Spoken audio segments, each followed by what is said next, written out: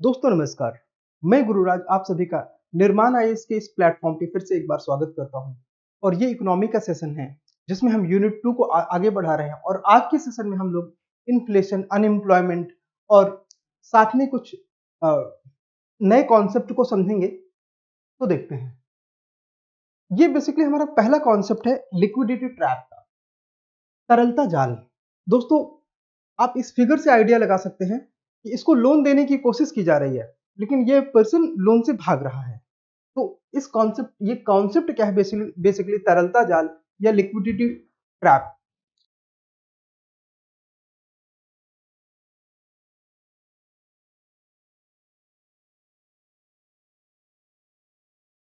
या liquidity trap.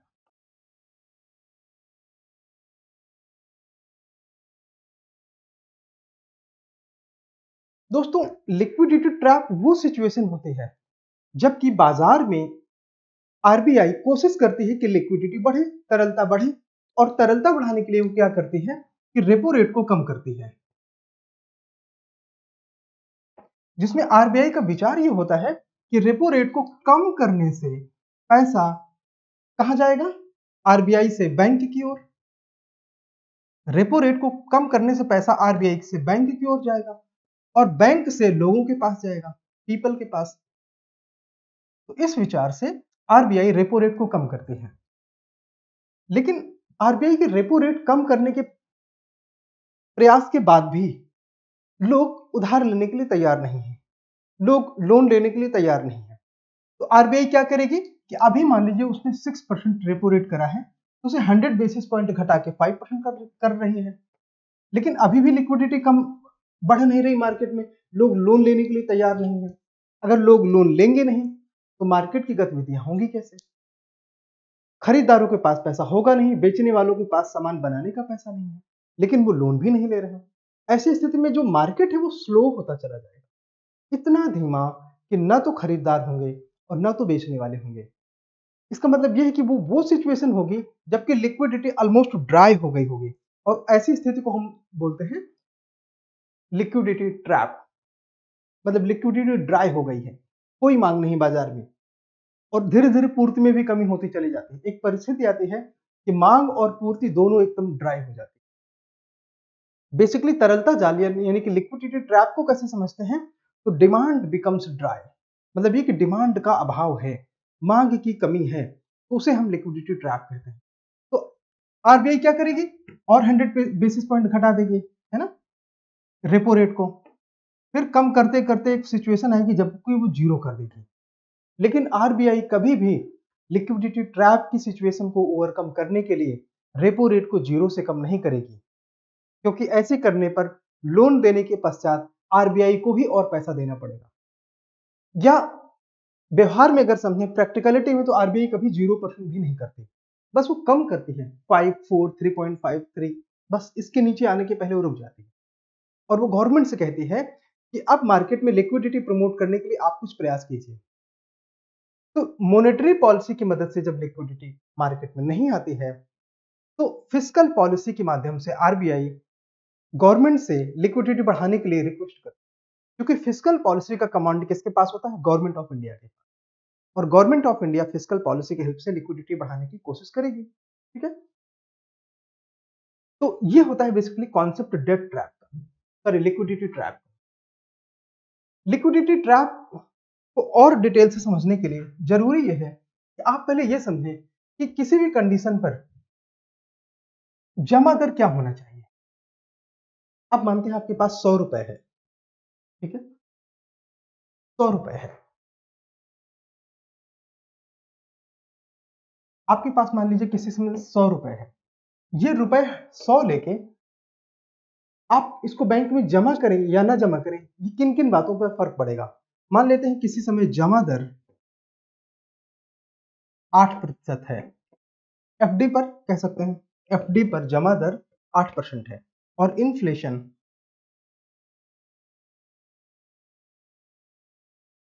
6% है। तो मतलब ये कि इन्फ्लेशन 6% होने का मतलब क्या है कि जो आपका 100 रुपए का नोट है वो अपना मूल्य खोएगा साल भर के अंत में, और कितना? करीब करीब 6 रुपए के बराबर। मतलब ये कि जितना सामान आज 100 रुपए में मिलता है, 1 साल के बाद उतना सामान खरीदने के लिए आपको कितना पैसा चाहिए होगा? 106 रुपए। क्योंकि ये 6% महंगाई के कारण, आप चाहे ये समझ लीजिए कि वस्तु महंगी हो जाएगी, चाहे ये समझ लीजिए कि मुद्रा का भाव कम हो जाएगा। ज्यादा आसान आपके लिए है कि आप समझ लीजिए कि वस्तु महंगी हो जाएगी। तो 6% महंगाई के हिसाब से वही वस्तु खरीदने के लिए जो आज 100 रुपए में मिलती है, 1 साल बाद 106 रुपए अदा करने पड़ेंगे। ऐसी कंडीशन पर जिसके पास 100 रुपए है, वो बैंक में तब रखेगा जबकि इस महंगाई से ज्यादा का जमा दर, यानी कि जमा करने पर बैंक जो ब्याज आपको देगी वो 6% से ज्यादा हो। अगर वो 6% से ज्यादा नहीं है तो आप पैसा बैंक में रखने से डरेंगे। अच्छा, पहले ये देख लेते हैं कि अगर मान लीजिए 8% है तो 1 साल बाद आपके पास 108 रुपए होगा, यानी कि आपका 100 रुपए जितना सामान आज खरीद सकता है उससे ज्यादा सामान वो 1 साल बाद खरीद सकेगा। तो आप पैसा बैंक में रखने के लिए तैयार होंगे। इसी को थोड़ा सा चेंज कर लेते हैं समझने के लिए। मान लीजिए कि ये जमा दर 5% है, मतलब ये कि 1 साल बाद आपके पास होंगे 105 रुपए, यानी कि जो सामान आप 100 रुपए में आज खरीद सकते हैं, एक सामान में वही, 1 साल में वही सामान आपको मिलेगा 106 रुपए का। आपके पास होंगे 105 रुपए। इसका मतलब ये कि आए 1 साल बाद आपके 100 रुपए का भाव कम हो गया, आपकी 100 रुपए की जो हैसियत थी वो कम हो गई। ऐसी कंडीशन पर आप बैंक में पैसा क्यों रखेंगे? इससे तो आसान है ना कि आप साबुन खरीद के इकट्ठा करके रख लीजिए घर में, क्योंकि कम से कम 1 साल बाद वो आपको ज्यादा वैल्यू तो दे के जाएगा। अब बैंक में पैसे क्यों रखेंगे? यस, इसका मतलब यह है कि किसी भी टाइम में जो बैंक का ब्याज दर है जमा पे, वो महंगाई से अधिक होना चाहिए। बैंक में पैसा रखने में तभी लाभ है, अन्यथा बैंक में पैसा रखना मूर्खता है। तो अब ये कॉन्सेप्ट आपको समझ जाएंगे आसानी से। किसी समय बैंक में जमा दर मुद्रास्फीति प्लस वास्तविक दर के बराबर होगा, या इसको ये कहने कि अगर किसी समय बैंक में जमा दर 8% है, मुद्रास्फीति 6% है, तो आपकी जो वास्तविक ब्याज दर प्राप्त हुई आपको सिर्फ कितना हुई? 2%। अगर हम इस इक्वेशन को सीधा करें तो वास्तविक ब्याज दर बराबर क्या आ जाएगा? नाम मात्र जमा दर माइनस मुद्रास्फीति, तो वो 2% ही आएगा। और अगर ये केस उल्टा हो जाए कि वास्तविक जमा दर 6% है और इन्फ्लेशन 8% है, तो आपकी ये नाम मात्र जमा दर 6% और इन्फ्लेशन 8%, तो आपकी वास्तविक जमा दर कितनी हो गई? माइनस 2%। मतलब ये कि जो 100 रुपए आप रखेंगे वो 98 के बराबर बचेगा। ठीक है, तो किसी भी समय बैंक का जो जमा दर है वो इन्फ्लेशन से ज्यादा होना चाहिए, तभी आपको वास्तविक रूप में कुछ ब्याज मिला, अन्यथा आपने वास्तविक ब्याज कुछ नहीं पाया बल्कि और कुछ न कुछ खो दिया। अगर आप ये समझ गए हैं तो अब आपके लिए सारी चीजें समझना आसान हो जाएगी कि नाम मात्र ब्याज दर बैंकों द्वारा अपनी जमा राशि पर दी जाने वाली ब्याज दर है। लोग बैंकों में पैसा जमा रखने के लिए तभी तैयार होंगे जब अर्थव्यवस्था में प्रचलित मुद्रास्फीति से दर अधिक है। मतलब ये कि जो भी उस समय प्रचलित मुद्रास्फीति है, इसी को हेडलाइन इन्फ्लेशन कहते हैं। हेडलाइन इन्फ्लेशन, ठीक है, या मुद्रास्फीति सामान्य शब्दों में कहेंगे। तो इससे अधिक ब्याज दर की पेशकश। मान लीजिए अर्थव्यवस्था में मुद्रास्फीति 6% है, तो कोई भी बैंक जमा में 6% से कम ब्याज दर पर पैसा नहीं रखेगा, क्योंकि इस दर पर व्यक्ति के लिए प्रभावी कमाई या तो शून्य होगी या शून्य से कम होगी, यानी कि नकारात्मक होगी। मतलब ये कहने का कि मुद्रास्फीति से कम अगर जमा दर है तो लाभ नकारात्मक होगा। बराबर है, मान लीजिए कि 6% जमा दर है और मुद्रास्फीति समय 6% है, तो आपको वास्तविक तौर पे क्या मिला? कुछ नहीं, शून्य। ये हटा दीजिए सब, जीरो। कटेंगे ना? मुद्रास्फीति को कम करने के बाद इस दर को वास्तविक ब्याज दर कहा जाता है। वो आपने इस इक्वेशन से समझ लिया है।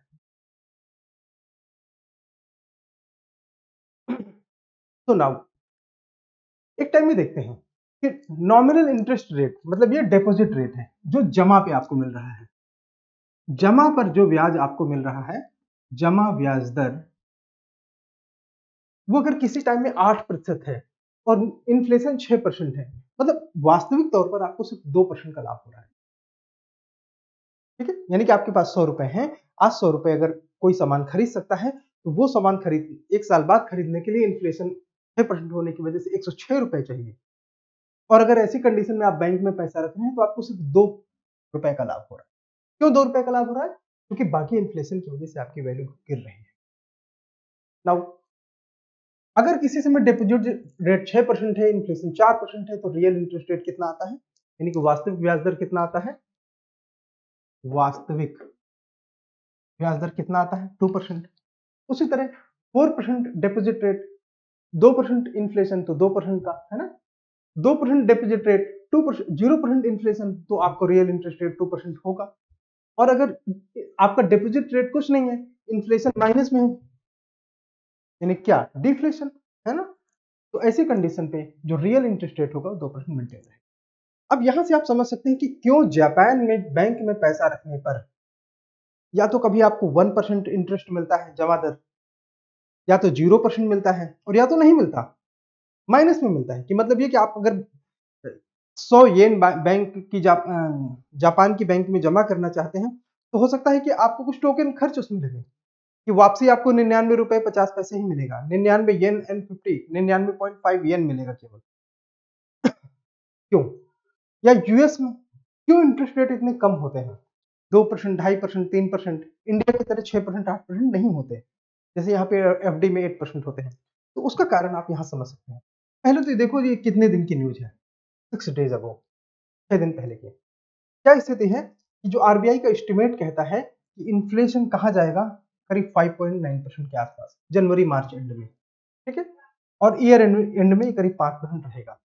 तो इस कंडीशन पर अगर आप अपना पैसा सेविंग अकाउंट में रखते हैं जिसमें कि आपको 4% इंटरेस्ट मिलता है, इसका मतलब है कि साल भर बाद आपके पैसे का भाव गिरना है, आपकी जो पैसे की हैसियत है वो कम हो जाएगी। अगर एफडी में रख रहे हैं, एफडी में करीब 8% इंटरेस्ट है, तो उसमें फायदा है।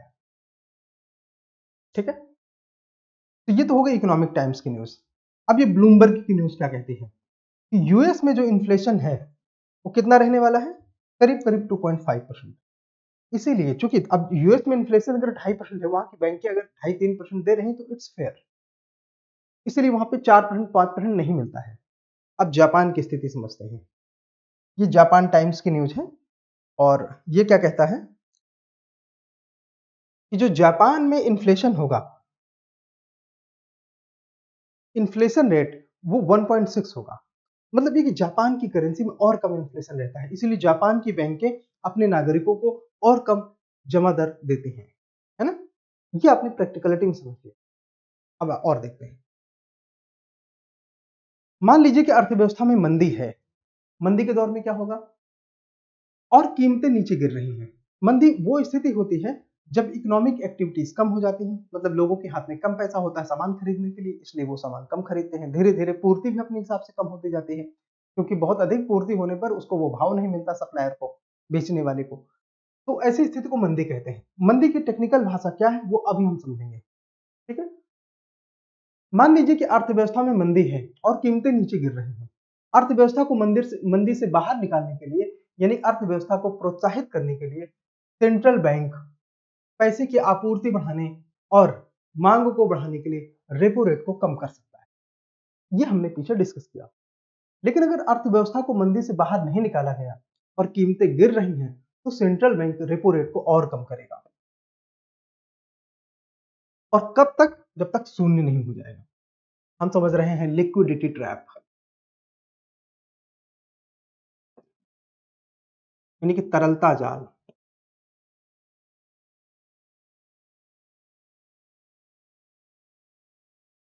ठीक है, सेंट्रल बैंक रेपो रेट को शून्य से कम नहीं कर सकता। मैंने बताया क्यों, क्योंकि अगर शून्य से कम कर देगा तो इसका मतलब ये हो जाएगा कि आप लोन लो आज 100 रुपए, और जब आप लोन लौटाने जाओ तो आरबीआई और आपको 1 रुपए दे, अगर -1% का इंटरेस्ट हो जाएगा। ठीक है, तो वैसी स्थिति कभी नहीं होने वाली। और ऐसी स्थिति में राजकोषीय नीति, जो फिस्कल पॉलिसी होती है, उसकी हेल्प से लिक्विडिटी को बढ़ाया जाता है।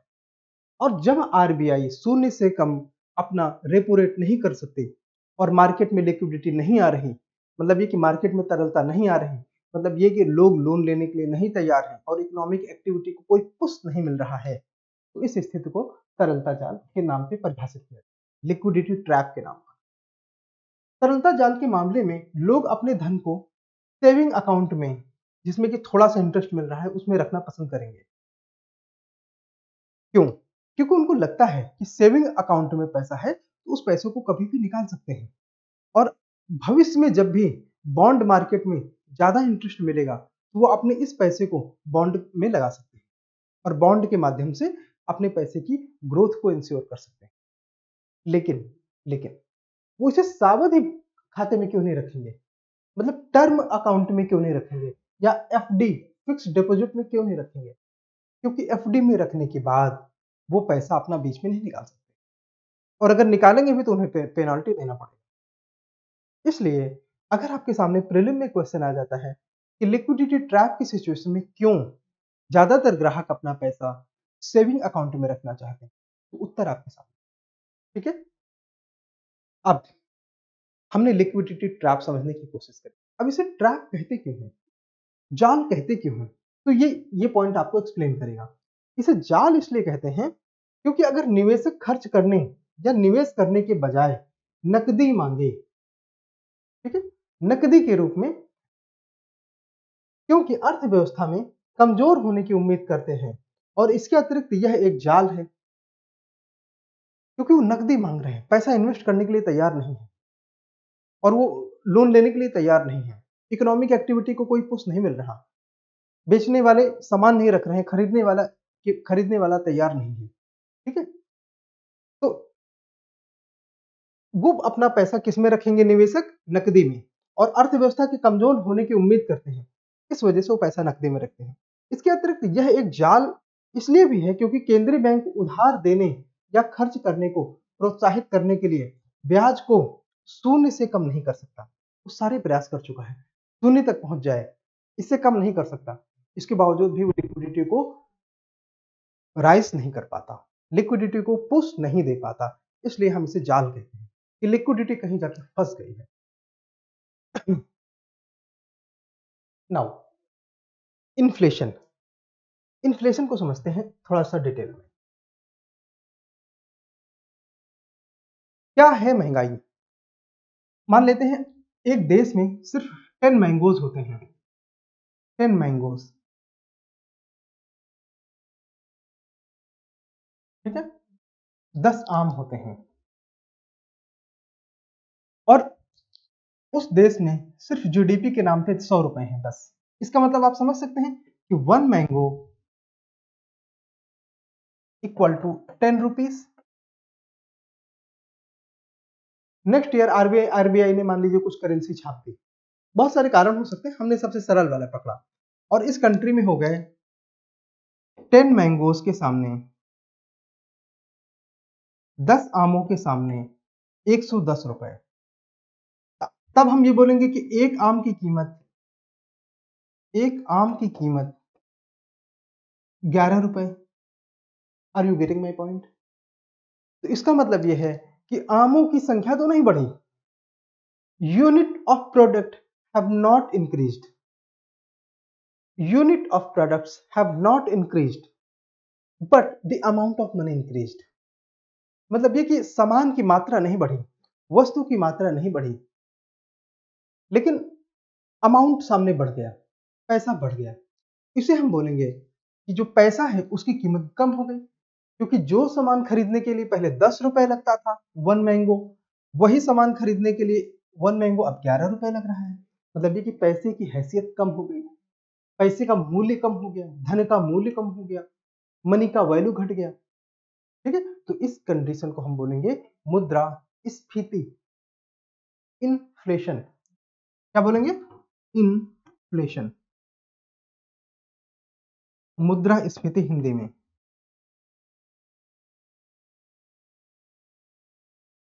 बराबर है।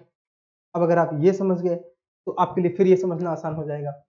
अच्छा, जो मुद्रास्फीति नॉर्मली हमारे यहाँ सीपीआई में होती है उसी को हम हेडलाइन इन्फ्लेशन कहते हैं। क्या बोलते हैं? हेडलाइन।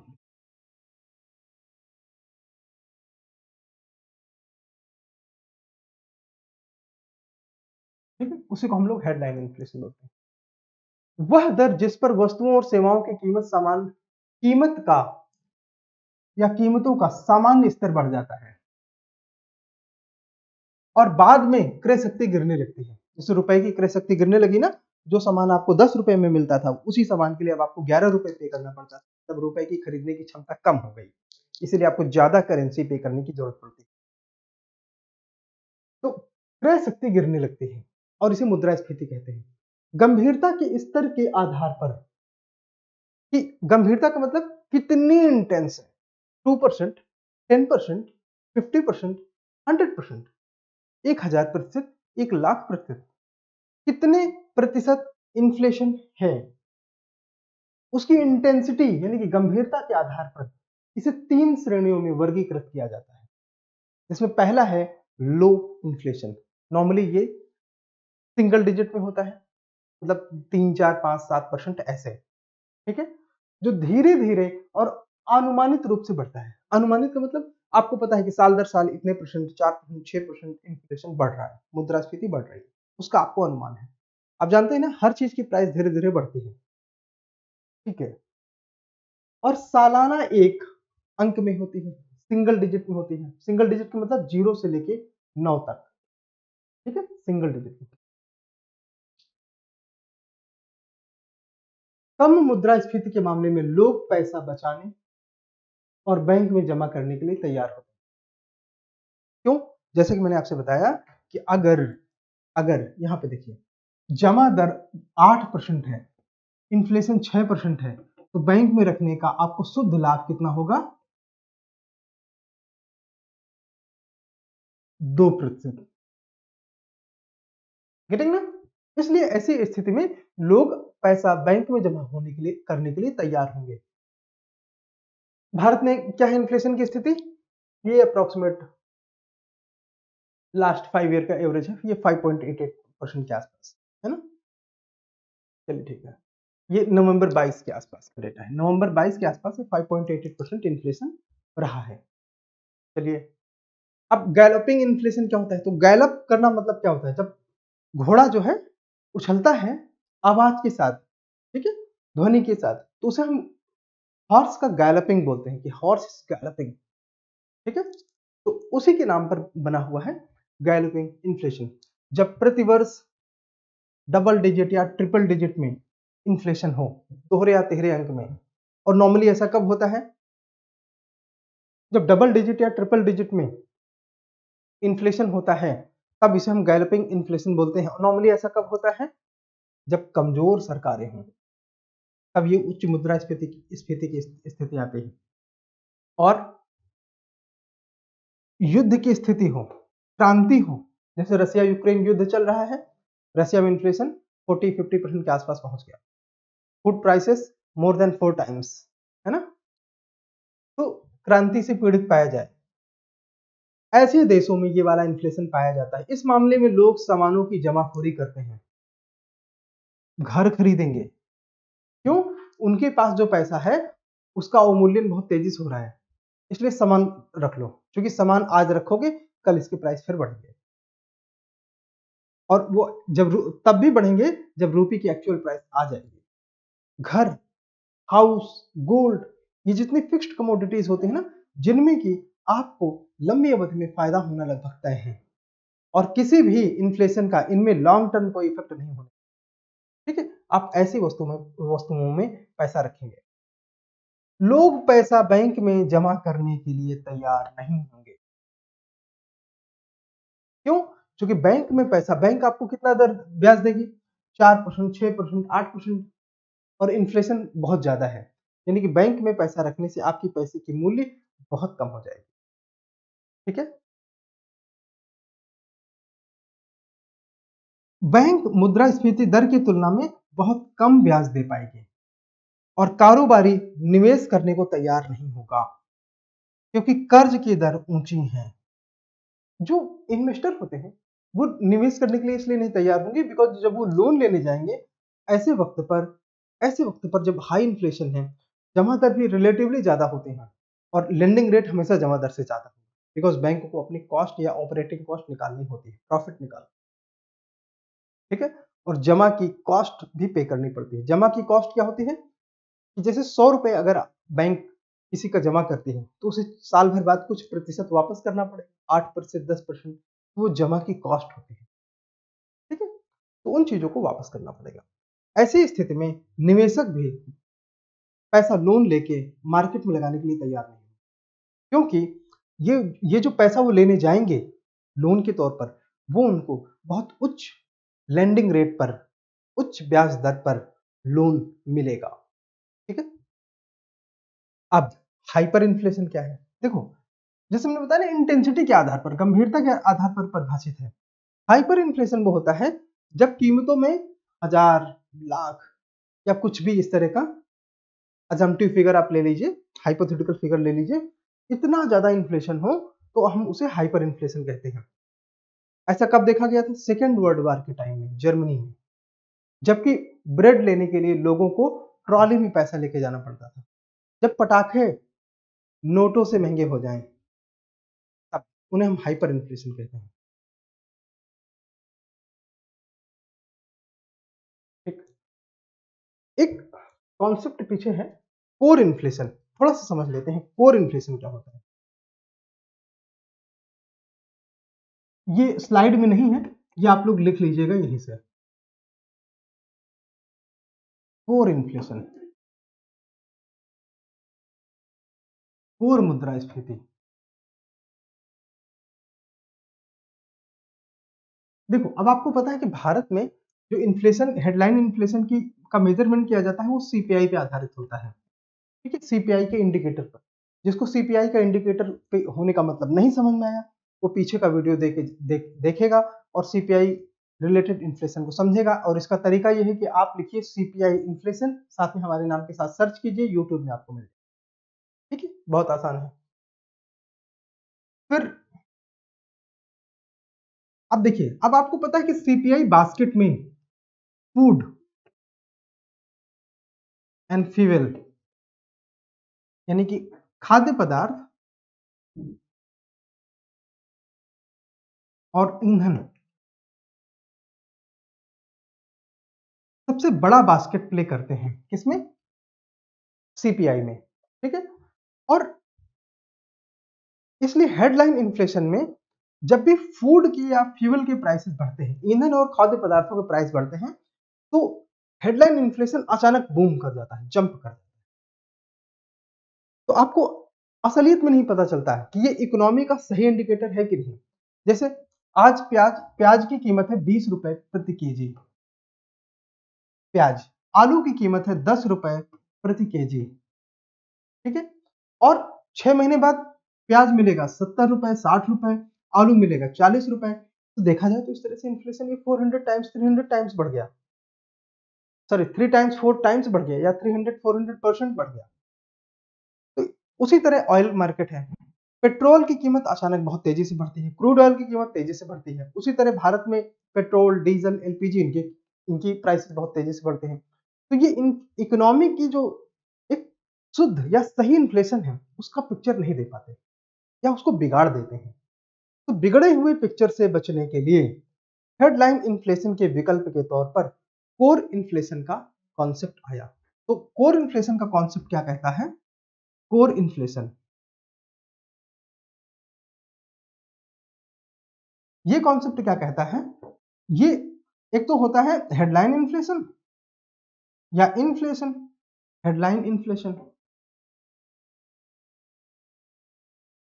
में माइनस किया जाता है फ्यूल एंड फूड का कंपोनेंट, यानी कि सीपीआई बास्केट में इन चीजों को हटाकर, सॉरी, इन चीजों को हटाकर हेडलाइन इन्फ्लेशन, ये हाँ, इसको माइनस करके, ये चीज माइनस करके फ्यूल एंड फूड का कंपोनेंट हटाकर जो देख इन्फ्लेशन आता है, वो होता है कोर इन्फ्लेशन। और अगर आप ये समझ गए तो अब हम ये वाला पॉइंट अच्छे से समझ सकते हैं कि cost push and demand pull inflation क्या होता है। देखिए, कॉस्ट कैसे बढ़ती है, सॉरी, पहले डिमांड समझते हैं। Demand pull inflation.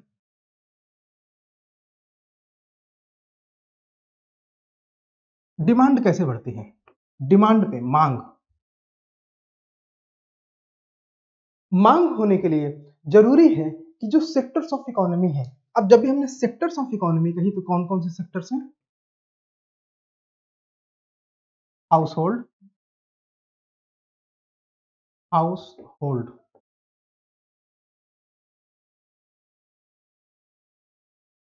Government sector, external sector, business sector, ये सेक्टर्स हैं। अगर ये किसी चीज की मांग करें, ज्यादा ज्यादा डिमांड करें, ये चार सेक्टर्स, ठीक है, ये चार सेक्टर्स चीजों को ज्यादा डिमांड करें तो ऐसी कंडीशन पर मांग बढ़ जाती है। इसका सबसे क्लासी उदाहरण यह है कि जब गवर्नमेंट ने 7th पे कमीशन लगाया तो 7वें वेतन आयोग लगाने के साथ नॉर्मल कर्मचारियों के वेतन बढ़ गए। जिनके वेतन उसमें 40,000 थे वो सीधे 60,000 हो गए, जिनके 1 लाख थे वो 1,60,000, 1,70,000 हो गए, इवन जिनके 10,000, 12,000 थे उनके भी 22,000, 25,000। तो लोगों के हाथ में जब ये अचानक से पैसा आया तो लोगों ने ज्यादा सामान खरीदने में दिलचस्पी दिखाई, ज्यादा खाना अच्छा खाया, ज्यादा अच्छे कपड़ों में इन्वेस्ट किया, ज्यादा अच्छे होटलों में रहना पसंद किया, ज्यादा अच्छी जगह घूमने गए। इसलिए वो इन सारी चीजों के प्राइस में ज्यादा पे करने के लिए तैयार हो गए और ऐसी स्थिति में इन चीजों की डिमांड बढ़ गई। अब आप समझो कि अचानक ना तो कपड़े का प्रोडक्शन बढ़ जाएगा, ना तो टूरिस्ट प्लेस बढ़ जाएंगे, जितने टूरिस्ट प्लेस हैं उतने ही रहेंगे। अचानक ना तो खाद्य का प्रोडक्शन बढ़ जाएगा, ना तो पिज्जा कंपनियां इकट्ठा आ जाएंगी, है ना, अचानक कुछ नहीं होता। तो ऐसी कंडीशन पे वस्तुएं उतने ही हैं, लोगों के हाथ में पैसा ज्यादा है, उतनी ही वस्तुओं के लिए यानी कि 10 आमों के लिए लोगों के पास अब पैसा ज्यादा है तो ज्यादा लोग उसको खरीदने की कोशिश करेंगे और इस वजह से जो सप्लायर है, जो विक्रेता है, उस चीज की प्राइस बढ़ा देगा। प्राइस बढ़ा, इन्फ्लेशन बढ़ा, ठीक है। तो उसको बोलते हैं डिमांड पुल इन्फ्लेशन, मतलब कि मांग ने इन्फ्लेशन को खींच लिया है, डिमांड ने पुल कर लिया है इन्फ्लेशन को, ठीक है, मांग ने इन्फ्लेशन को खींच लिया, बस इसका ये मतलब है। Are you getting my point? अब बात आती है कि कॉस्ट पुश इन्फ्लेशन क्या होता है। कॉस्ट पुश इन्फ्लेशन, तो कॉस्ट कहां से आती है? कॉस्ट के लिए रिस्पॉन्सिबल है, एक मिनट, कॉस्ट कहां से आते हैं? कॉस्ट के लिए रिस्पॉन्सिबल है 4 फैक्टर्स ऑफ प्रोडक्शन। अब जिनको 4 फैक्टर्स ऑफ प्रोडक्शन नहीं पता उनको भी पहले पीछे का वीडियो देखना चाहिए। आप लिखिए 4 फैक्टर्स ऑफ प्रोडक्शन, हमारे नाम के साथ सर्च कीजिए, ये आ जाएगा यूट्यूब में, ठीक है, या निर्माण आयुष लिखेंगे तो भी आ जाएगा, ठीक है, बहुत आसान है। 4 फैक्टर्स ऑफ प्रोडक्शन, तो 4 फैक्टर्स ऑफ प्रोडक्शन क्या होते हैं? सेल, है ना, capital, land, labour, entrepreneur.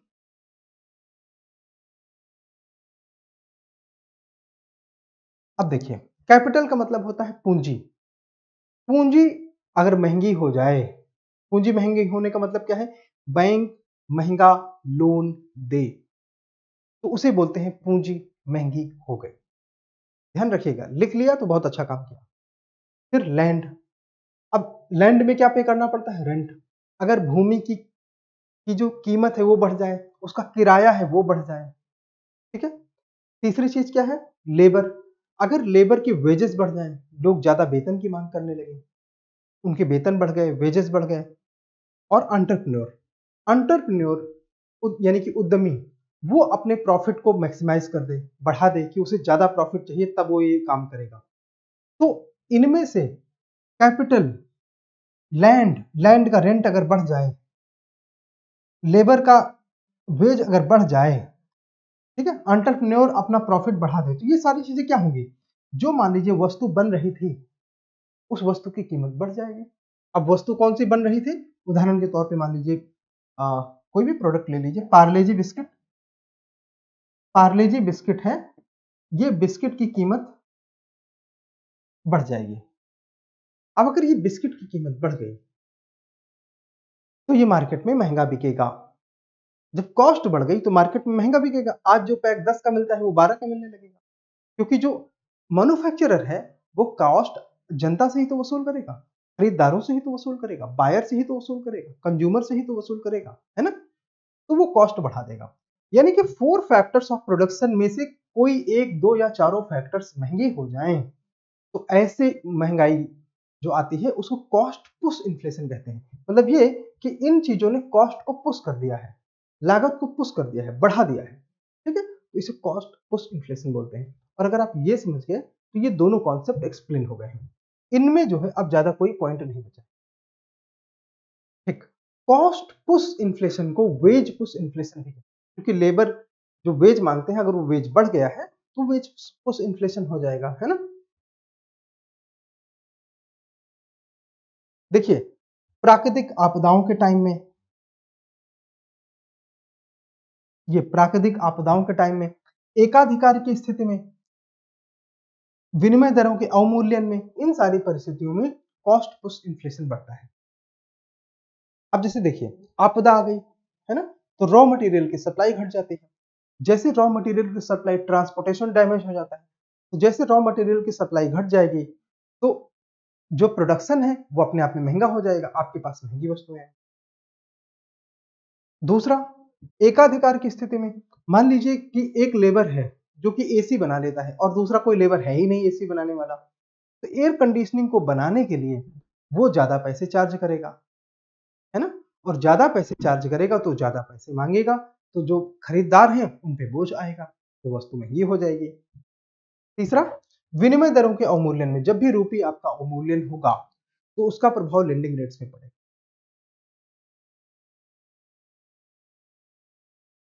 Now, deflation, अभी हमने पढ़ा इन्फ्लेशन। इन्फ्लेशन का मतलब ये होता है कि चीजें महंगी हो जाए। डिफ्लेशन का मतलब ये है कि चीजें उल्टा, कीमतों में सामान्य गिरावट। इन्फ्लेशन में चीजें महंगी हो रही थी, डिफ्लेशन में चीजें सस्ती हो जाती है। डिफ्लेशन नॉर्मली कब होता है? जब पूर्तिकर्ता ज्यादा है, सामान की आपूर्ति ज्यादा है, आपूर्ति ज्यादा है किसकी? सामान की, और लोगों के हाथ में पैसे कम है, यानी कि पैसे की आपूर्ति की कमी है। तो लोगों के हाथ में कम पैसा है तो लोग सामान खरीदेंगे नहीं, और सामान खरीदेंगे नहीं तो जो बेचने वाला है वो अपने सामान का भाव सस्ता करेगा, सस्ता करेगा। तो ऐसी कंडीशन पर जो स्थिति होगी वो डिफ्लेशन कहलाएगी, क्योंकि इसमें व्यक्तिगत या निवेश में खर्च में कमी के कारण ये नॉर्मली होती है। ठीक है, क्योंकि पर्सनल लेवल पे लोग अपने खर्च को कम कर देते हैं। जब कीमतें गिरने लगती हैं, यानी कि डिफ्लेशन होता है, डिफ्लेशन को अपस्फीति कहते हैं, तो लोग खर्च करने के लिए कम इच्छुक होते हैं और अपने खरीद के निर्णयों को स्थगित कर देते हैं। इसलिए क्योंकि जब कीमतें गिर रही होती हैं तो नकदी एक सकारात्मक वास्तविक प्रतिफल वाला निवेश बन जाता है। कैसे?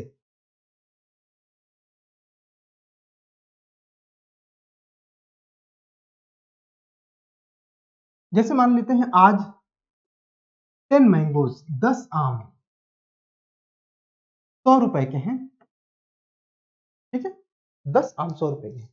डिफ्लेशन मतलब प्राइस कम हो गई, कहने का मतलब ये है कि अब 10 आम 90 रुपए के हो गए। इसमें डिफ्लेशन में, ठीक है, तो कोई भी व्यक्ति जिसके पास 100 रुपए हैं वो 10 आम नहीं खरीदेगा, वो इंतजार करेगा कि इसको और सस्ता होने दो।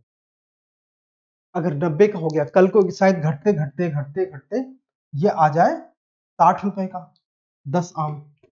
तो जिसने उस समय 100 रुपए के 10 आम खरीदे वो घाटे में हुआ ना, क्योंकि अब तो 60 रुपए ही के 10 आम मिल रहे हैं।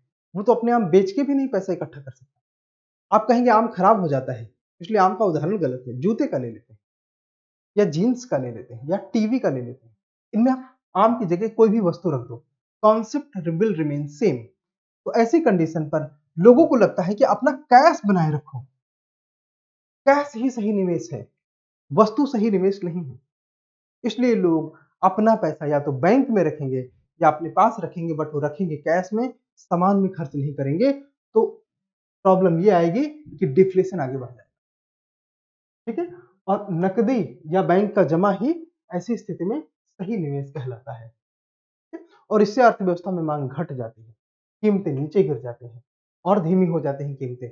उत्पादक निवेश के लिए सॉरी हाँ, उत्पादक निवेश के लिए लोग उधार लेने के लिए कम इच्छुक होते हैं, क्योंकि उनको ये सब बाद में जो अपना लोन लिया है वो उसे रीपे तो मनी में ही करना है, कैश में ही करना है, और जब पैसे में रीपे करने जाएंगे उस समय तक शायद पैसे की वैल्यू बहुत बढ़ चुकी होगी और उनके पास उतने होंगे, क्योंकि अब वो अपने पैसे से देखेंगे तो उनके पास 10 आम के लिए उनको 60 रुपए ही मिलेंगे निवेशकों को, या 10 शूज के लिए अब उनको 60 रुपए ही मिलेंगे। तो अगर उन्होंने किसी समय 100 रुपए का लोन लिया है और उनकी जेब में आज और उससे 10 जूते बनाए और 10 जूते बनाने के बाद उनके 10 जूते बिके 60 रुपए के, तो वो तो घाटे में आ गए। ऐसे में निवेशक सामान को बनाने के लिए तैयार नहीं होगा। ठीक है, तो डिफ्लेशन यानी कि अपस्फीति इस प्रकार बेरोजगारी को बढ़ावा देती है। क्यों? बायर सामान खरीदने के लिए तैयार नहीं है, बनाने वाला मैन्युफैक्चरर सामान बनाने के लिए तैयार। तो ऐसी कंडीशन में क्या होगा? बेरोजगारी बढ़ेगी। क्यों? जब सामान बनाने के लिए फैक्ट्री चलेंगे नहीं तो मजदूर बेरोजगार हो जाएंगे और अर्थव्यवस्था में मांग का स्तर सीधे गिरने लगेगा, जिससे इकोनॉमिक डिप्रेशन हो सकती है। डिसइंफ्लेशन, अब देखो आपने डिफ्लेशन समझ लिया, तो डिसइंफ्लेशन क्या है? देखो डिसइंफ्लेशन में इकोनॉमी का साइज तो बढ़ता है। मतलब ये इस उदाहरण से समझते हैं। मतलब ये कि अगर 2013 में किसी वस्तु के प्राइस 10 रुपए प्रति केजी है और इन्फ्लेशन है 10%, ठीक है, तो 10% के हिसाब से इसका 1 रुपए इसमें बढ़ जाएगा, 11 रुपए प्रति केजी हो जाएगा 1 साल बाद, और इन्फ्लेशन अब हो गया घट के 9%। 9% होने के बावजूद 11 रुपए का 9% 1 रुपए फिर बढ़ेगा, तो उसी वस्तु की प्राइस हो जाएंगे 12 रुपए प्रति केजी, है ना? और 9% के बाद अब इन्फ्लेशन गिर के आ गया 4.5, तो वो 4.2%। तो इस कंडीशन पर इस 12 का 4.2% निकालेंगे तो 50 पैसे और बढ़ जाएगा। यानी कि वस्तु के प्राइस बढ़ रहे हैं।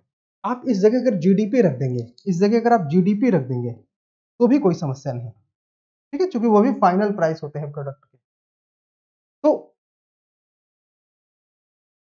जीडीपी का साइज तो बढ़ रहा है, वस्तुओं की प्राइस तो बढ़ रहे हैं, वो नहीं घट रहे हैं, ठीक है। मतलब ये कि महंगाई का स्तर धीरे धीरे बढ़ रहा है, लेकिन जो महंगाई का दर है, इन्फ्लेशन का जो दर है वो 10% से 9 से 4.2, हो सकता है आगे 2.2 ही बचे, वो घट रहा है। और इस प्रकार के इन्फ्लेशन के गिरावट को डिसइन्फ्लेशन कहते हैं।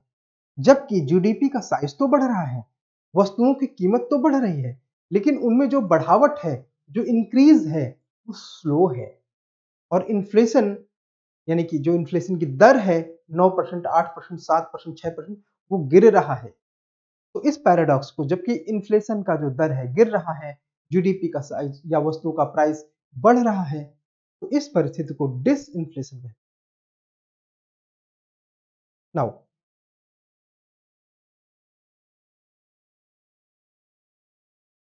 और उस उदाहरण में कीमतें तो बढ़ रही हैं, लेकिन परिवर्तन की दर, जो इन्फ्लेशन की दर है यानी कि मुद्रास्फीति की दर है, वो घट रही है, तो उसे डिसइन्फ्लेशन कहेंगे। बराबर है। अब देखते हैं रिसेशन या स्लो डाउन क्या है। ठीक है, तो रिसेशन या स्लो डाउन अपने आप में एक ही चीज है, मंदी। मंदी का मतलब ये कि आमतौर पर पहले मांग घटने लगती है, जो कि किसी कारण से भी हो सकती है, और फिर कंपनियां अपने उत्पादन को कम कर देती हैं। जब मांग कम होगी तो कंपनियां कम सामान बनाएंगी, क्योंकि वो सामान इकट्ठा करके नुकसान तो सहेंगे नहीं। सामान इकट्ठा करेंगी तो उनकी बिजली का बिल, किराया, रॉ मटेरियल सब कुछ लगेगा, इसलिए उनको नुकसान होगा। तो इसलिए वो अपना प्रोडक्शन घटा देंगे, जैसे कोविड टाइम में होता है। कि कोविड टाइम में क्या होता है कि चूंकि लोग पास पैसा नहीं, लोग सामान खरीद नहीं रहे, इसलिए जो प्रोड्यूसर हैं, मैन्युफैक्चरर हैं, उद्यमी हैं, वो सामान कम बनाना शुरू कर देते हैं। ठीक है, और जब सामान कम बनाएंगे, जिसके फलस्वरूप उत्पादन में कमी आएगी, तो बहुत सारी फैक्ट्रियां जो सामान का प्रोडक्शन कर रही हैं वो अपने लेबर को निकालेंगे, है ना। जैसे एक ऑनलाइन कोचिंग इंस्टीट्यूट ने 2000 एम्प्लॉइज को निकाल दिया। ठीक है, उस तरह से साबुन बनाने वाली फैक्ट्री, मसाला बनाने वाली फैक्ट्री, तेल बनाने वाली फैक्ट्री, वो सब भी अपने कर्मचारियों को धीरे धीरे कम कर देते हैं, जिसे बिजनेस की भाषा में रिट्रेंचमेंट कहते हैं। ठीक है, तो रिट्रेंचमेंट की स्थिति में बहुत सारे लोग बेरोजगार हो जाते हैं, क्योंकि उनकी फैक्ट्री ने उनको काम से निकाल दिया। लोग बेरोजगार हो गए तो उनके हाथ में पैसा नहीं, तो वो खरीदेंगे क्या? कुछ नहीं। तो ऐसी स्थिति में जो डिसइंफ्लेशन है वो और तीव्र होकर क्या हो जाता है? रिसेशन या स्लो डाउन। ठीक है, ये हो जाता है स्लो डाउन, और इकोनॉमी जो है वो आर्थिक मंदी की स्थिति में आ जाती है। इसे आर्थिक मंदी बोलते हैं। आर्थिक मंदी की स्थिति में उच्च मुद्रा नहीं होनी, उच्च मुद्रास्फीति नहीं होनी चाहिए। जो मुद्रास्फीति है वो उच्च नहीं होनी चाहिए, क्योंकि ऑलरेडी बायर्स कम है, सप्लायर भी कम है। लेकिन कई बार ऐसा देखा गया है कि बायर कम है, सप्लायर भी कम है, और इस वजह से जो मुद्रास्फीति है वो बढ़ने लगती है शॉर्ट टाइम के लिए। ठीक है, तो उस परिस्थिति को समझेंगे। हालांकि डाउन स्लो डाउन के टाइम में मांग घटती है, फिर उत्पादन की आपूर्ति घट जाती है। ठीक है, और ऐसा हमने कोविड के टाइम में देखा है।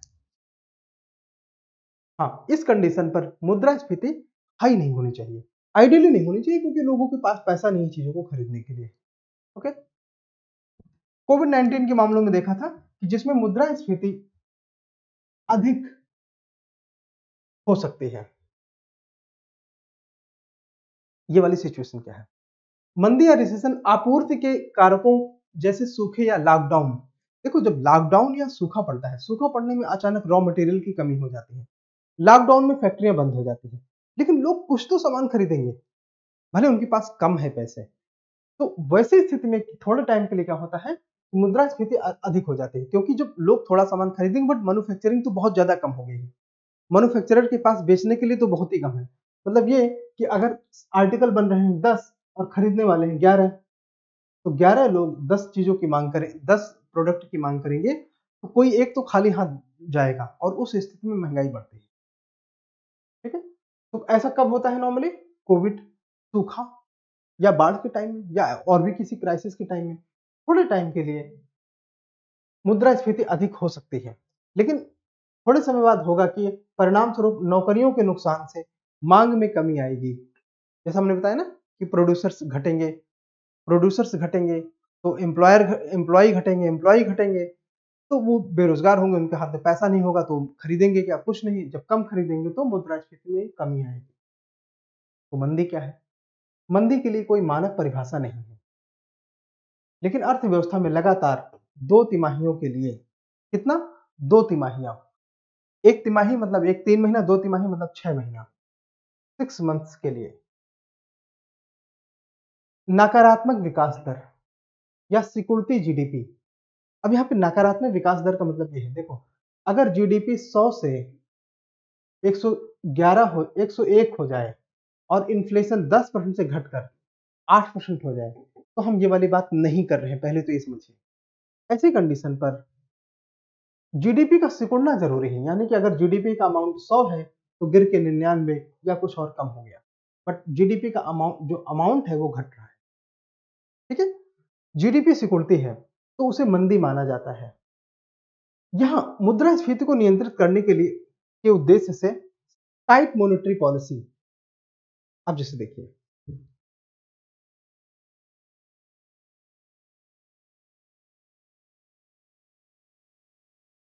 हाँ, लगातार 2 तिमाही से नकारात्मक विकास दर होती है, जीडीपी सिकुड़ती है तो उसे मंदी माना जाता है। यह मुद्रास्फीति को नियंत्रित करने के उद्देश्य से टाइट मॉनेटरी पॉलिसी या टाइट फिस्कल पॉलिसी का परिणाम हो सकता है। जैसे मान लीजिए मार्केट में कभी मुद्रास्फीति ज्यादा है, इन्फ्लेशन ज्यादा है, उस समय गवर्नमेंट जो है वो फिस्कल पॉलिसी टाइट कर देती है, आरबीआई मॉनेटरी पॉलिसी टाइट। तो ऐसी कंडीशन में मनी की सप्लाई अचानक कम हो जाती है। अचानक कम हो जाने से लोगों के हाथ में पैसा अचानक कम हो गया, और ऐसी स्थिति में लोग चीजों को कम खरीदते हैं, और चीजों को कम खरीदते हैं तो इकोनॉमी को एक शॉक लगता है, और उस शॉक के परिणाम स्वरूप मैन्युफैक्चरर भी चीजों का प्रोडक्शन कम कर देते हैं, जिसकी वजह से मार्केट में सामान कम, लोगों के हाथ में पैसा कम, और जो कंडीशन होती है उसे हम मंदी कहते हैं। तो नॉर्मली एक कारण इसका ये हो सकता है कि टाइट मॉनेटरी पॉलिसी के चलते ऐसा हो जाए। ठीक है, कंपनियों और व्यक्तियों को अधिक लेवरेज और उपभोग में उपभोग और निवेश में कटौती के परिणाम स्वरूप, अब जैसे मान लीजिए, देखिए जो कंपनियां हैं, हाँ, जो कंपनियां हैं, जैसे मान लीजिए प्राइवेट कंपनी है, रिलायंस, अडानी की कोई भी कंपनी हो सकती है, और अंबानी की कोई भी कंपनी हो सकती है, जैसे हमने रिलायंस का नाम लिया। तो कंपनियों और व्यक्तियों द्वारा अधिक लेवरेज और उपभोग और निवेश में कटौती, तो कंपनी अगर कंजम्पशन अपना कम कर दें, लोग भी अपना कंजम्पशन कम कर दें, तो लोगों की कम कंजम्पशन करने के कारण लोग अपना पैसा बैंक में रखना चाहते हैं, खर्च नहीं करना चाहते, ज्यादा सेविंग करना चाहते हैं। तो ऐसी कंडीशन में भी डिमांड में कमी आती है, और जिसके कारण मंदी की स्थिति आ जाती है। हाँ, जब वो अधिक लेवरेज या उपभोग या निवेश में कटौती करते हैं, तो उसके परिणाम स्वरूप हो सकता है, क्योंकि वो अपने दायित्वों को पूरा करने का प्रयास करते हैं। जैसे मान लीजिए, नॉर्मली कंपनियां अपने कंजम्पशन को क्यों कम करती हैं, अपने अपने खर्चों को क्यों कम करती हैं? जैसे मान लीजिए कंपनियों को कहीं अपना लोन चुकता करना है, लोन अदा करना है, कोई इंडिविजुअल पर्सन है, उनको अपनी दायित्वों को पूरा करना है, यानी कि लाइबिलिटीज को पूरा करना है, तो लाइबिलिटी को पूरा करने के लिए अपना पैसा वो बैंक में रखेंगे या किसी को दे देंगे, लेकिन वो अपने खर्च में इस्तेमाल नहीं करते। और जब भी खर्च घटता है, तो वो वही साइकिल होती है, खर्च कम, डिमांड कम, डिमांड कम तो प्रोड्यूसर के पास मांग कम, जब मांग कम तो चीजों का प्रोडक्शन कम कर देते हैं, और स्थिति चली जाती है मंदी की ओर। अब देखते हैं, मंदी के कुछ शेप होते हैं, इनको समझ लेते हैं।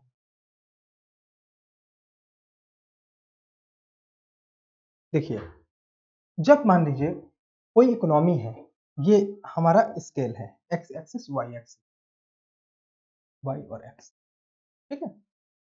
अब अगर मान लीजिए कोई इकोनॉमी इस समय ग्रोथ रेट पर है, जिसका कि 8, 6, 4, 2, 0, किसी का ग्रोथ रेट अचानक 8% से घटकर या 6% से घटकर यहाँ पे -2, -4, -6 ऐसा है, वो घटकर -4 के बिंदु पर आ जाता है।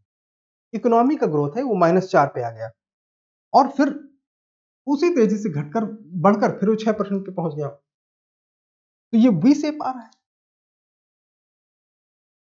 मतलब ये कि इकोनॉमी का ग्रोथ 6% से गिर के सीधे -4 पे आया, और फिर वो एक साल में ऊपर चला गया। यहाँ पे टाइम है 1 year, 2 year, 3 year, 4 year, 5 year, ऐसे ईयर है।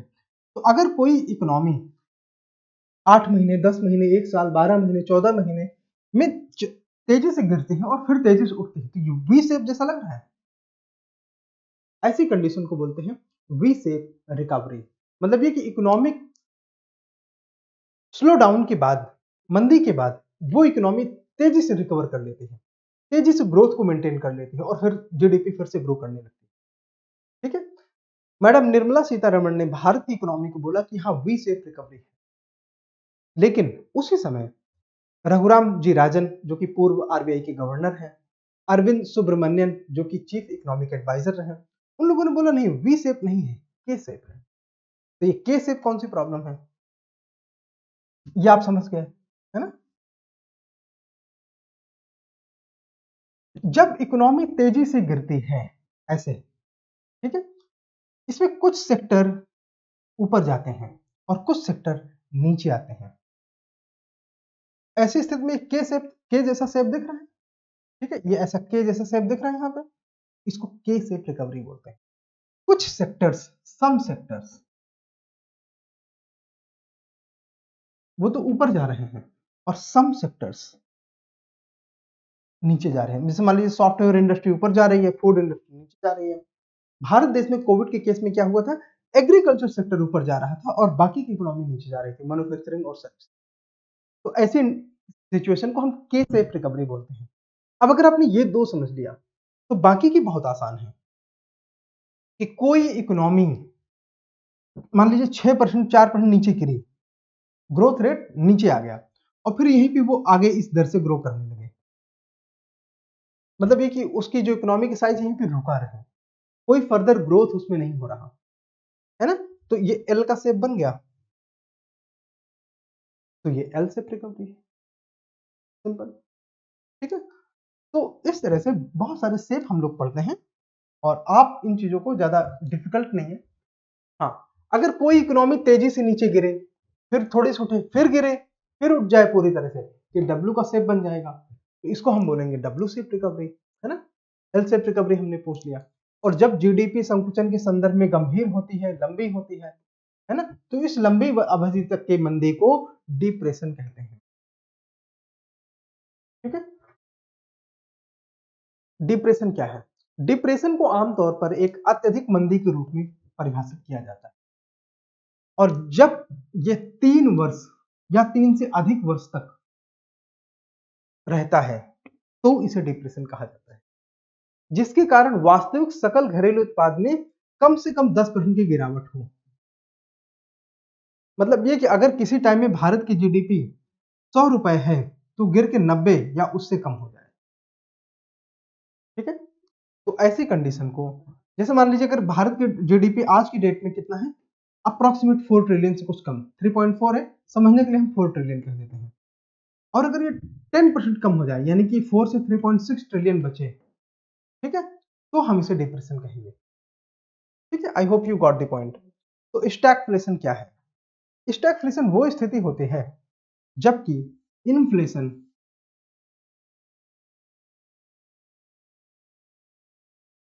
और आर्थिक वृद्धि दोनों प्रभावित होती है। धीमी आर्थिक वृद्धि, इकोनॉमिक ग्रोथ कम है, इकोनॉमिक ग्रोथ स्टैग्नेंट हो गई है, stagnant, stagnant, economic growth is stagnant, है ना। और इन्फ्लेशन उच्च, मतलब ये कि इकोनॉमिक ग्रोथ कम है, इन्फ्लेशन उच्च है, तो उसे स्टैगफ्लेशन कहते हैं।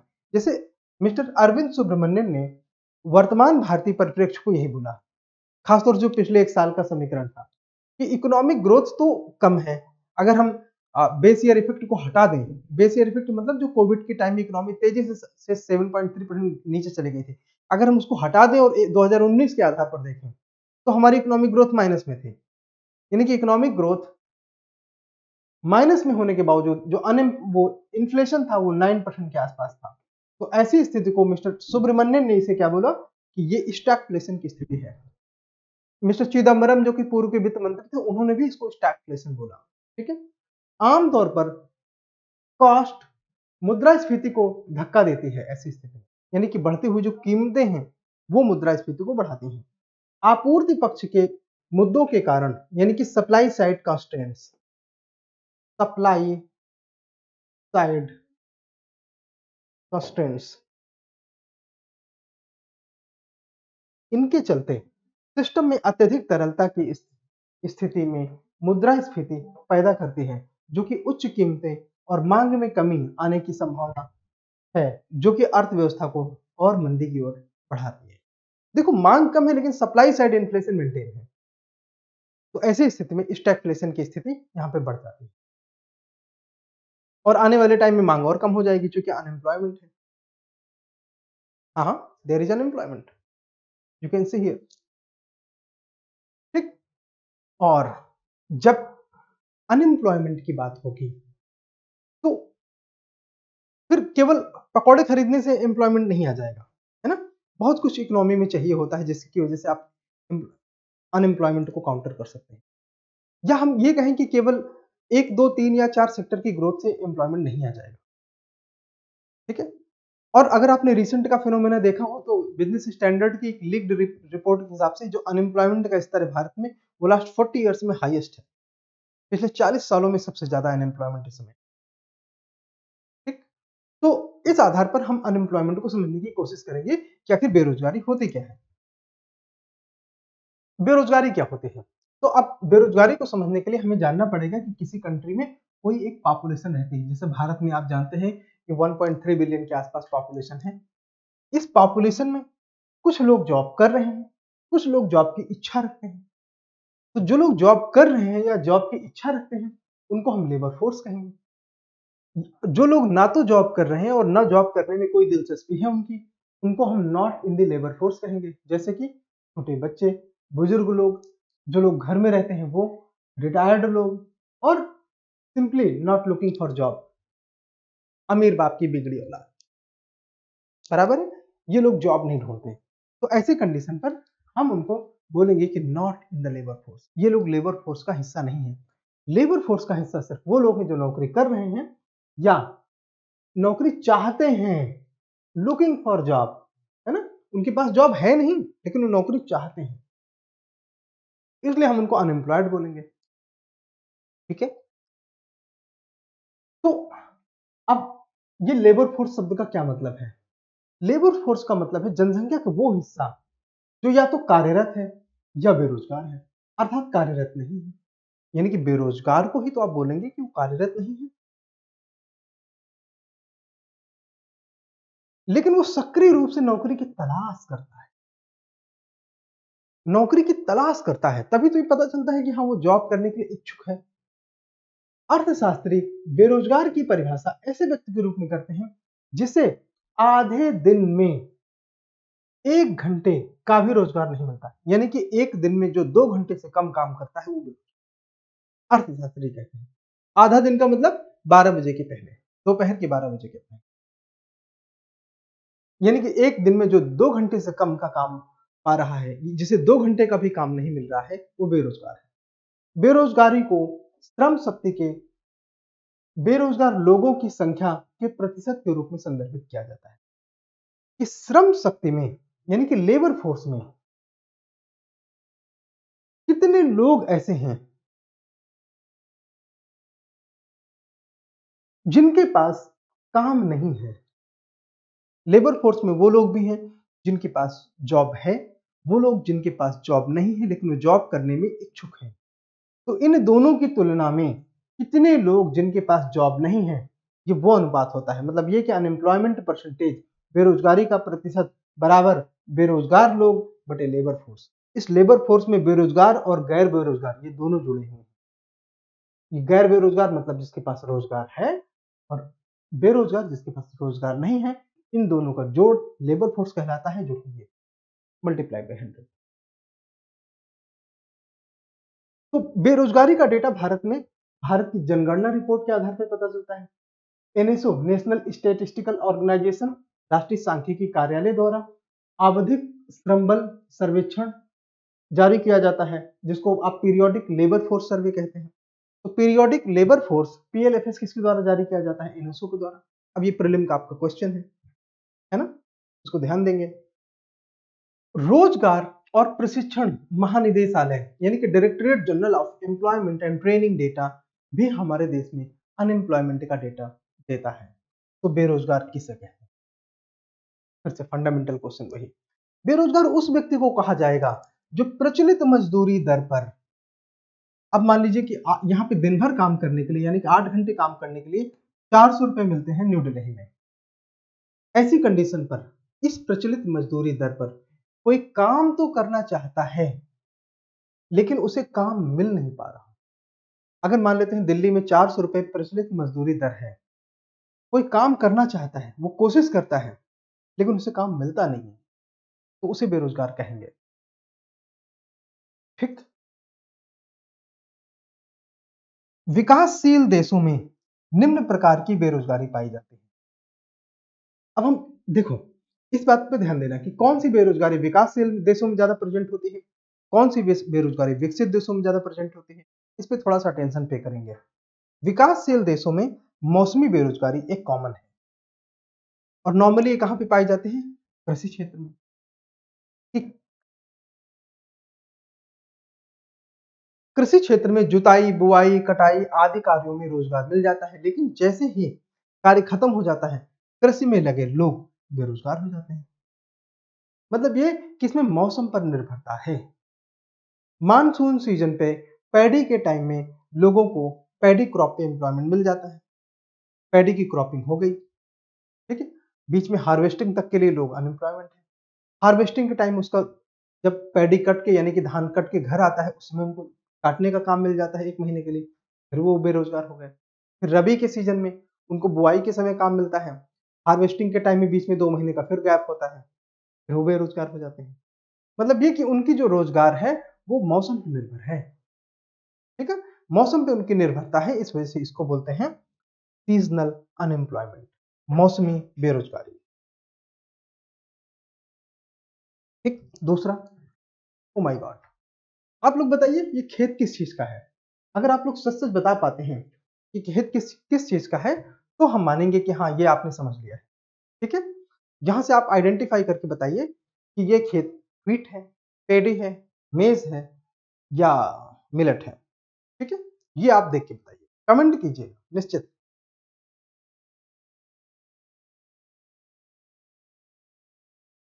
डिसगाइज्ड अनएम्प्लॉयमेंट, अगर मान लीजिए किसी काम को करने के लिए 10 लोगों की आवश्यकता है, 10 लोगों को, ठीक है, मतलब 10 लोग 100 शूज का प्रोडक्शन करते हैं, 100 जूते बनाते हैं, और इसमें 12 लोग लगे हैं और तो भी 100 जूते ही बन रहे हैं, है ना?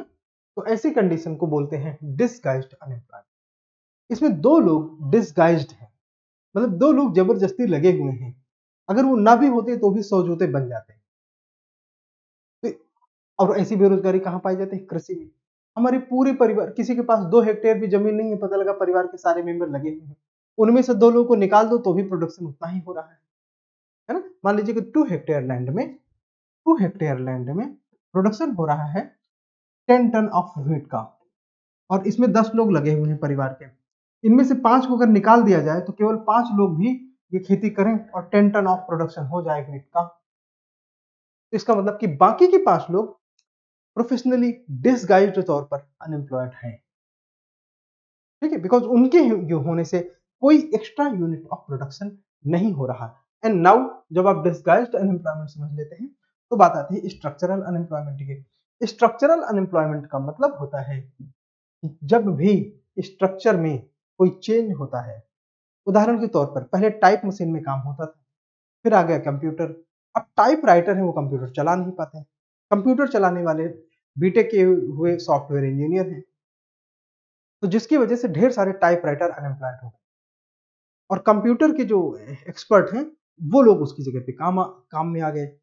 तो इस तरह के स्ट्रक्चर में बदलाव के फलस्वरूप जो अनएम्प्लॉयमेंट आता है उसे हम स्ट्रक्चरल अनएम्प्लॉयमेंट कहते हैं। जैसे पहले मान लेते हैं कि स्कूटर पे साधन था, स्कूटर बनाने वाले बाजार में होते थे, एक कल्पना कीजिए, फिर अचानक कार वाले आ गए, तो जो कार के इंजीनियर हैं उन लोगों ने स्कूटर के इंजीनियर को रिप्लेस कर दिया, क्योंकि अब मार्केट में कार चल रही है, तो जो स्कूटर के इंजीनियर हो गए वो अनएम्प्लॉयड हो गए, है ना, या मैकेनिक अनएम्प्लॉयड हो गए। इस प्रकार की बेरोजगारी आर्थिक संरचना में परिवर्तन के कारण होती है, इकोनॉमी का जो स्ट्रक्चर चेंज होता है उसकी वजह से होता है। नाउ अब कुछ बेरोजगारी देखते हैं जो विकसित देशों में ज्यादा पाई जाती है, जैसे साइक्लिकल अनएम्प्लॉयमेंट। साइक्लिकल अनएम्प्लॉयमेंट क्या होता है कि देखो, जब इकोनॉमी का एक बूम का फेज आता है, जब इकोनॉमी ग्रो कर रही है, सबको ढेर सारा एम्प्लॉयमेंट मिलता है, फिर एक पीक आने के बाद इकोनॉमी नीचे गिरती है, फिर इकोनॉमी ऊपर बढ़ती है, फिर नीचे गिरती है, फिर ऊपर बढ़ती है, फिर नीचे गिरती है, फिर ऊपर बढ़ती है, फिर नीचे गिरती है। तो ये वाले जो फेजेस हैं,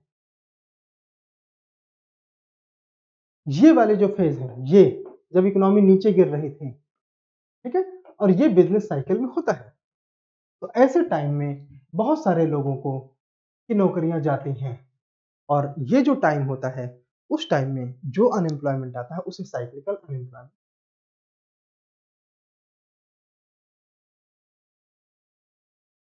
तो फ्रिक्शनल अनएम्प्लॉयमेंट क्या होता है?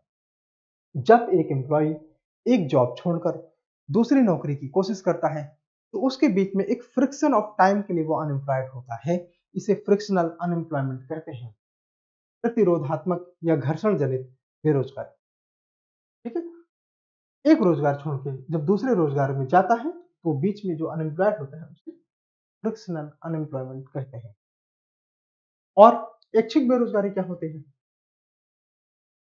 एक ऐसा व्यक्ति जो बाजार में प्रचलित मजदूरी पर काम करने के तैयार नहीं है और ज्यादा मजदूरी की मांग कर रहा है, जो कि उसको मिल नहीं पा रहा है, तो इसे ऐच्छिक या वॉलंटरी अनएम्प्लॉयमेंट कहते हैं। आप यूपीएससी एस्पायरेंट हैं, ठीक है, और आप पे ये बात एकदम सटीक बैठती है कि आप ज्यादा बड़ी नौकरी के चक्कर में छोटी नौकरी को तलाश भी नहीं कर रहे हैं, जो कि आपको तुरंत मिल सकती है क्योंकि आप बाकियों से तो योग्य हैं, है ना? तो ऐसी कंडीशन पर आपको वॉलंटरली अनएम्प्लॉयड कहा जाएगा, ऐच्छिक रूप से अनएम्प्लॉयड कहा जाएगा। अदरवाइज पकौड़े तलने का व्यवसाय है आपके पास, आप मुखर्जी नगर में पकौड़े की दुकान खोल के देखिए, कैसा लोग यहाँ पे चाय पे करोड़ों कमा रहे हैं, या करोल बाग में खोल के देखिए, है ना। अब खुली या अनैच्छिक बेरोजगारी, ओपन या वॉलंटरली अनएम्प्लॉयमेंट क्या, इनवॉलंटरली अनएम्प्लॉयमेंट क्या होता है कि प्रचलित मजदूरी पर काम करने के लिए कोई कोशिश तो कर रहा है, लेकिन उसे काम मिल नहीं पा रहा, ठीक है, काम उसे मिल नहीं पा रहा है, तो इसे बोलेंगे ओपन या इनवॉलंटरी इनवॉलंटरी अनएम्प्लॉयमेंट, खुली या अनैच्छिक बेरोजगारी। नाउ थोड़ा टेक्निकल है, Philip curves. Philip curve, Philip curve क्या है? देखिए, फिलिप नाम के एक इकोनॉमिस्ट थे जिन्होंने बोला कि इन्फ्लेशन का अनएम्प्लॉयमेंट से एक निश्चित रिलेशन है। और क्या रिलेशन है कि जब भी इन्फ्लेशन ऊपर बढ़ता है तो ये जो अनएम्प्लॉयमेंट है ये तेजी से गिरता है। जैसे कि मान के चलिए एक हाइपोथेटिकल सिचुएशन, ये पॉइंट लेते हैं। अगर मान लीजिए ये एक आइडियल कंडीशन ले कि 6% इन्फ्लेशन पर सिर्फ 2% अनएम्प्लॉयमेंट रहेगा। मतलब ये कि अगर 6% इन्फ्लेशन रखा जाए इकोनॉमी में तो सिर्फ 2% लोग बेरोजगार होंगे। लेकिन अगर आप चाहते हैं कि बेरोजगारों की संख्या घटे, यानी कि वो और कम हो जाए 1%, तो इन्फ्लेशन को 8% पे ले जाना पड़ेगा, ठीक है। यहां पे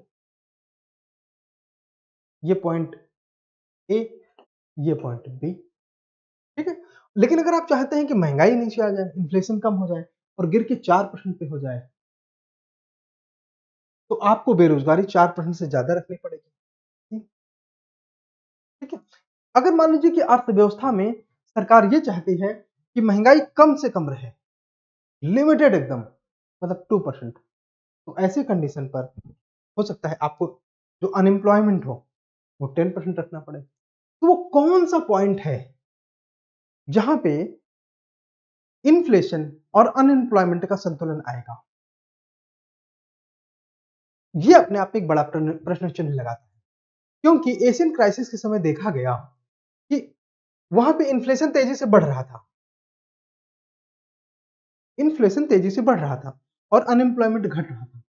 लेकिन एक टाइम आया जबकि इन्फ्लेशन ऊपर ही रहा, मतलब इन्फ्लेशन का रेट 8% के ऊपर ही रहा, 10% के ऊपर रहा, 12% के ऊपर रहा, ठीक है। और ये जो अनएम्प्लॉयमेंट नीचे गिरा था ये फिर से ऊपर चला गया, मतलब क्या, वो एक नए पॉइंट पे पहुंच गया। इसको हम क्या बोल सकते हैं, हम बी से अगर तुलना करें तो B1 बोल सकते हैं कि वो फिर से B1 पे पहुंच गया। इन्फ्लेशन है, इन्फ्लेशन है वो भी हाई, अनएम्प्लॉयमेंट है वो भी हाई। यहां पे अनएम्प्लॉयमेंट करीब आएगा 15% के आसपास, 15% के आसपास। तो इसका मतलब है कि फिलिप कर्व फेल हो गया। तो फिलिप कर्व में वो कौन सा पॉइंट है जिस जगह पे अनएम्प्लॉयमेंट और इन्फ्लेशन को एक जगह रोक के रखा जाए जिससे कि इकोनॉमी में स्टेबिलिटी रहे, ठीक है। फिलिप कर्व पूरी तरह गलत नहीं है, फिलिप कर्व के फेलियर का ये मतलब नहीं कि फिलिप कर्व इन जनरल गलत है। तो उस चीज को जस्टिफाई करने के लिए एक नया मॉडल आया जिसे हम नायरू बोलते हैं, ठीक है, non accelerating inflation rate of unemployment. मतलब ये कि वो कौन सा इन्फ्लेशन का दर है जो कि अनएम्प्लॉयमेंट को एक्सेलरेट ना करे, या वो कौन सा अनएम्प्लॉयमेंट रेट है जो इन्फ्लेशन को एक्सेलरेट ना करे। मतलब ये कि वो कौन सी मुद्रास्फीति की दर है या वो रेंज है जिस पर बेरोजगारी ना बढ़े, एक सीमा से ज्यादा ना बढ़े, एक तुल्य रूप में रहे, एक रेंज के अंदर रहे। या इसको दूसरी तरफ देखें, वो कौन सी बेरोजगारी है जिसमें मुद्रास्फीति एक सीमा तक बढ़े उसके ऊपर। मतलब ये कि एक इकोनॉमी को स्टेबलाइज करने के लिए कितना इन्फ्लेशन और कितना अनएम्प्लॉयमेंट। आपको पता है ना, भारत में अनएम्प्लॉयमेंट 0% रखने का कोई प्लान नहीं है। उर्जित पटेल जी ने 2 से 6% के बीच में इन्फ्लेशन रखने के लिए कहा गया है ना, यानी कि आपको कुछ तो अनएम्प्लॉयमेंट बर्दाश्त करना पड़ेगा। तो नायरू यानी कि non accelerating inflation rate of unemployment यही बात बताता है, ठीक है। कि वो कौन सा पॉइंट है। जैसे मान लेते हैं किसी भी टाइम में अनएम्प्लॉयमेंट 2% है और इन्फ्लेशन 6% है, ठीक है, सॉरी, इन्फ्लेशन 5% है बी पर, है ना। तो वैसी कंडीशन पे ये गवर्नमेंट को एनालिसिस करना पड़ेगा कि क्या ये सस्टेनेबल है।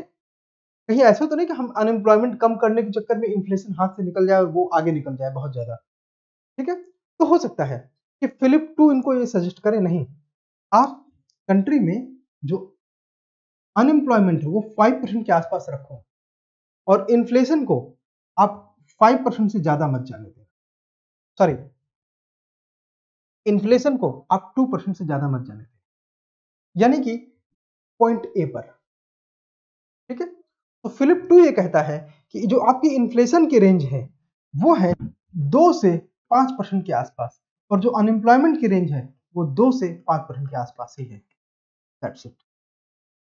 मतलब ये कि आपका अनएम्प्लॉयमेंट और आपका इन्फ्लेशन इस रेंज के बीच में रहता है तो ये सस्टेन करेगा, ठीक है। तो अब आपके लिए कुछ फैक्चुअल पॉइंट है, वो ये कि देखो, सबसे पहले मिल्टन फ्राइडमैन ने ये बात अपने आप में नोटिस करी थी कि हाँ, फिलिप कर्व अपने आप में पूरी तरह से फुल प्रूफ मॉडल नहीं है, इसमें कुछ त्रुटियां हैं, और उसको सही से आइडेंटिफाई किया मोदिग्लियानी और लुकास पापाडेमोस ने, और इन लोगों ने नायरू कर्व को ग्रो किया और नायरू का कॉन्सेप्ट हमारे पास आ गया, ठीक है साथियों। तो अपने आप में इस कॉन्सेप्ट को नहीं भूलना। आज की क्लास में बस इतना ही, और आने वाली क्लास में हम जल्दी से इसे खत्म करेंगे और फिर बजट का सेक्शन शुरू करने वाले हैं। तो ज्यादा से ज्यादा 1 से 2 सेक्शन में यूनिट 2 खत्म हो जाएगा और फिर हम लोग जो है मनी एंड बैंकिंग को खत्म करेंगे, बाय बाय बोलेंगे और इसके बाद शुरू करेंगे बजटिंग। और बजटिंग के माध्यम से फिर हम लोग बजट के फंडामेंटल्स करेंगे और फिर इकोनॉमिक सर्वे बजट आने वाला है। कितना, ज्यादा से ज्यादा लेस देन 15 डेज, हाँ 15 डेज बाद इकोनॉमिक सर्वे एंड बजट, वो सारी चीजें आ जाएंगी, फिर हम लोग इसे शुरू कर देंगे। तो thank you so much, keep watching. अच्छा, एक और चीज है, एक और चीज, आप में से कुछ लोगों ने बोला कि रिवीजन करने में टैग्स का कैसे इस्तेमाल करें। हम लोग टैगिंग करते हैं ना, टैगिंग करते हैं ना, तो टैगिंग का कैसे इस्तेमाल किया जाए। आप इकोनॉमी का कोई भी चैप्टर, कोई भी टॉपिक जहां तक हम लोगों ने पढ़ लिया है उसे गूगल में सर्च करेंगे, टैगिंग की वजह से सर्च होगा, ठीक है। साथ में निर्माण आईएएस, आप हमारे नेम के साथ सर्च करेंगे तो ज्यादा आसानी से, निर्माण आईएएस के सर्च के नाम से सर्च करेंगे तो ज्यादा आसानी से सर्च, केवल टैगिंग के अलावा। दूसरा एक और तरीका है कि अगर आप कोई लेक्चर सर्च करना चाहते हैं, लिखेंगे यूनिट 2 स्पेस देंगे फिर लेक्चर 11, सर्च करिए सीधे हमारा वीडियो आ जाएगा। इसके अलावा यूनिट 2 स्पेस लेक्चर 5 सीधे यही आ जाएगा। तो आप इसके माध्यम से इसे सर्च कर सकते हैं और इसको बार बार देखिए, रिवाइज करिए, अपडेट रहिए। कम से कम 8 से 10 घंटे पढ़िए, ये प्रीलिम्स पढ़ने का समय है, ज्यादा मजबूती से तैयारी करने का समय है। अच्छे से रिवाइज करिए और कोई कमी नहीं आनी चाहिए। Thank you so much, have a nice day.